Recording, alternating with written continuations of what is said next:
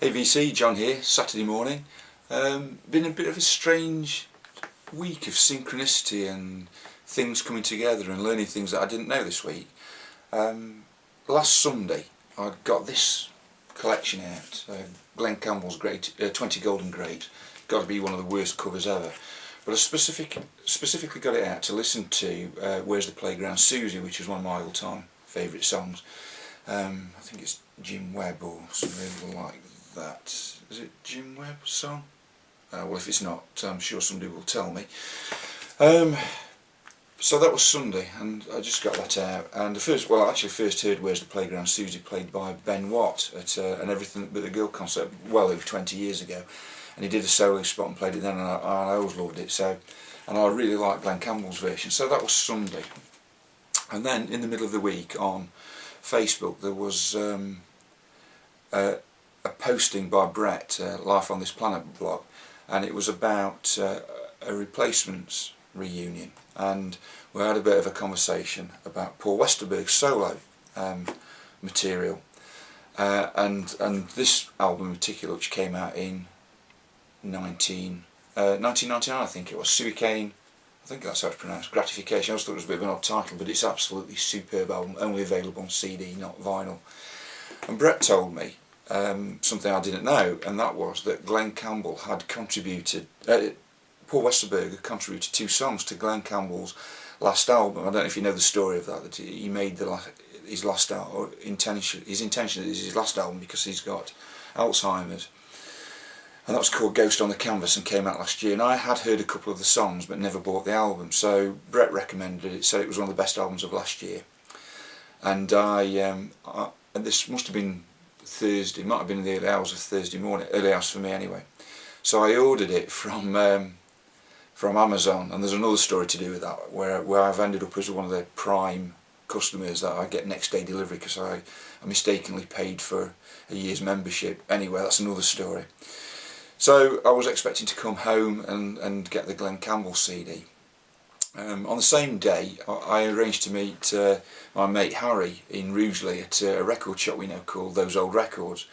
So I was driving up from the south after being at work all week, so I decided to, we went in the record shop and then we were intending to go for a beer afterwards. Now the record shop's reorganised itself, so I started picking through. He's got a 50p box, and that was brilliant, and I picked out this Supertramp, Crisis What Crisis, the Fun Boy 3, again pretty poor album cover I think, but an excellent rear cover. That should have been the front. It's sort of like a spoof of a cinema film poster.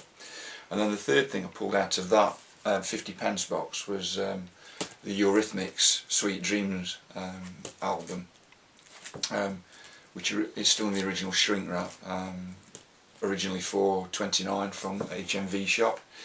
So it was a good start. But he's also in the record shop had a recent reorganisation, and he's cleared out a lot of the stuff that doesn't sell that well. So he's got some good albums that are only £2. So I started having a look through there, and I found this Glenn Campbell, Try a Little Kindness, which has got some, and again got some great songs on. And my favourite on there is Both Sides Now.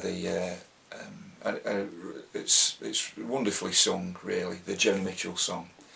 So I'd been there perhaps 15 minutes, still no sign of Harry. Now I'd only spent £3.50 at that point, and got 4 pretty good albums. This is where the sort of synchronicity of the vinyl community seems to work for me. Earlier in the week, I think it was probably on Thursday as well, I'd watched Conrad DVD Dude 30, and I've noticed since he's moved house that he's got a lot more low-key and serious. So I expect when you move again, Conrad, should be some of the more off-the-wall stuff. But it was a series of reviews of albums, and he was talking about Lucinda Williams, and who's an artist that I found perhaps about 6 months ago. I got this sort of well-known CD that most people have heard. I think it's Car Wheels on a Dirt Track or something like that. But my particular favourite is this one, West, which I already had, and Conrad was showing a variety of albums, but he said one particular one was his favourite. So I thought, oh, you know, I like some of the things that Conrad recommends. So I said to Chris in the record shop, have you got any Lucinda Williams albums? Because how he has it sorted, he has like new stuff in. We've got spending time just going through. It's not in an order. And then he's got rock, etc. in alphabetical order. But I just specifically wanted that, so I thought it was easy to ask. And he says, oh yes, I have got one. I can't remember what it's called. So he starts flicking through. He says, just got it last week. And he pulled this out, Were Without Tears, which was the exact same album that Conrad had recommended. So I have listened to that once, and it has more of a feel of West than Car Wheels. So I thought, it's really strange this week. All, you know, everything seems to be connecting and coming together. So that was that. Then I got home and I got the CD, Ghost on the Canvas, waiting for me. Glenn Campbell and Brett, you're not wrong. This is a brilliant album. But the weird thing was, the two tracks I'd heard were Ghost on Canvas and Any Trouble. And when I looked them up, they were the two Paul Westerberg songs that he'd written on the album. So, as I say, things have just gone round and round, and I've learnt a lot of things that I didn't know at the beginning of the week. So I've got a lot of listening to do, and I had not intended to buy anything for 2 weeks. That was my plan, and I would just listen to things I got. So far, I've got something like 6 extra albums. And then I bought one other thing as well, which is this, which is the UK vinyl pressing of the Strokes' first album, Is This It?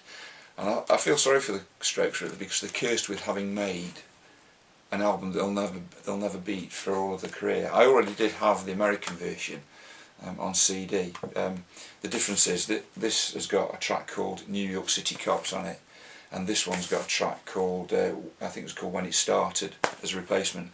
And the Strokes took off in the UK before they did in the States, even though they're an American band. And they released this version of Is This It in the UK in the August of about 11 years ago, I think it was, with this cover. But I've been led to believe, and then they released Is This It 2 months later in October of, I think it was 2001, something like that, in the States. But apparently the American market is a bit too sensitive to have this rather risque picture on the front, like it's not, is it? So they went for this one, which actually I think is a preferable cover. So, but I just wanted to have it on vinyl. So that's been my week, VC. I hope you're all doing well, and take care.